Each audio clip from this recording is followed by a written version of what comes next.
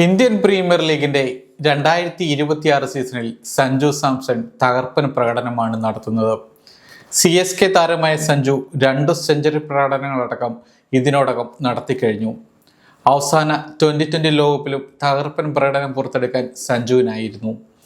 ഇപ്പോഴിതാ സഞ്ജുവിനെ കത്ത് മറ്റൊരവസരം കൂടി വരികയാണ്. 2027 ഏകദിന ലോക പദ്ധതികളിൽ സഞ്ജു സാംസണും ഇന്ത്യയുടെ ഭാഗമായേക്കുമെന്ന റിപ്പോർട്ടുകളാണ് പുറത്തു വരുന്നത്. നിലവിൽ സഞ്ജു സാംസൺ ഏകദിന ടീമിന് പുറത്താണ്. 56 മുകളിൽ ഏകദിനത്തിൽ സഞ്ജുവിന് ബാറ്റിംഗ് ശരാശരിയുണ്ട്. എന്നാൽ ഗൗതം ഗംഭീർ സഞ്ജുവിനെ 2020 ടീമിലേക്ക് മാത്രമാണ് പരിഗണിച്ചിരുന്നത്. ഇപ്പോഴിതാ സഞ്ജുവിന് തിരിച്ചുവരവിനുള്ള അവസരം നൽകാനുള്ള തയ്യാറെടുപ്പിലാണ് ടീം മാനേജ്മെന്റ്. നിലവിൽ KL രാഹുലും ഋഷഭ് പന്തുമാണ് ഇന്ത്യയുടെ ഏകദിനത്തിലെ വിക്കറ്റ് കീപ്പർമാർ.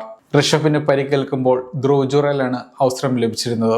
എന്നാൽ ഇപ്പോൾ സൂപ്പർ താരമായി മാറിക്കഴിഞ്ഞ സഞ്ജുവിനെ ഏകദിന ടീമിലേക്കും തിരിച്ചു വിളിക്കാനുള്ള പദ്ധതികളാണ് ഇന്ത്യൻ ടീം ആലോചിക്കുന്നത്.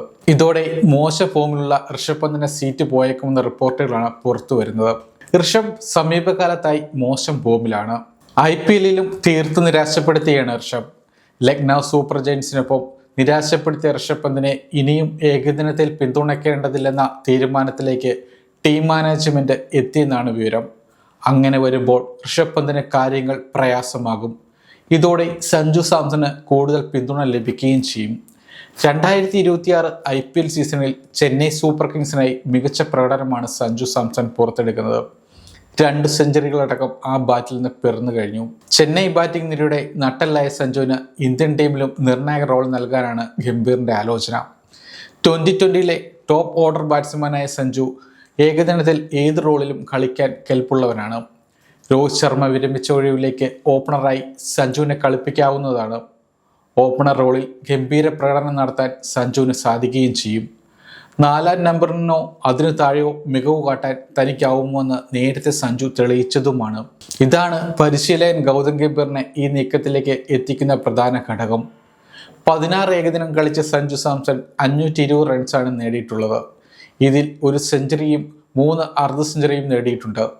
സഞ്ജുവിൻ്റെ സെഞ്ചുറി പ്രകടനം സൗത്ത് ആഫ്രിക്കയിലായിരുന്നു എന്നതാണ് ശ്രദ്ധേയമായ കാര്യം. ഋഷഭ് പന്തിൻ്റെ പഴയ ശൈലി ഇപ്പോൾ ഫലം കാണുന്നില്ല.